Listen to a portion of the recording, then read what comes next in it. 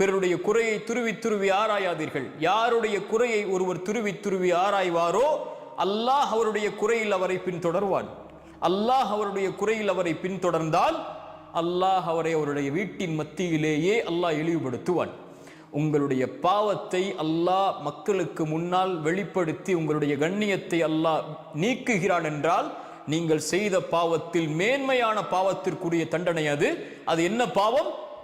நீங்கள் பிறருடைய குறையில் மூழ்கி இருப்பீர்கள், பிறருடைய குறையை மறைக்காமல் இருப்பீர்கள். இந்த பாவத்தை செய்பவனை அல்லாஹ் அவனுடைய குறையை வெளிப்படுத்துவான். யார் ஒருவர் பிறருடைய மானத்தை பாதுகாத்து அவருடைய குறையை மறைப்பாரோ அல்லாஹ் அவருடைய குறையை மறைப்பான். ஏன்?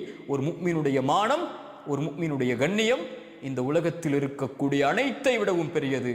கஅபாவை பார்த்து சொன்னார்கள், கஅபா நீ மேலானதுதான், ஆனால் உன்னை விட மேலானது ஒரு முஃமினுடைய மானம் என்றார்கள்.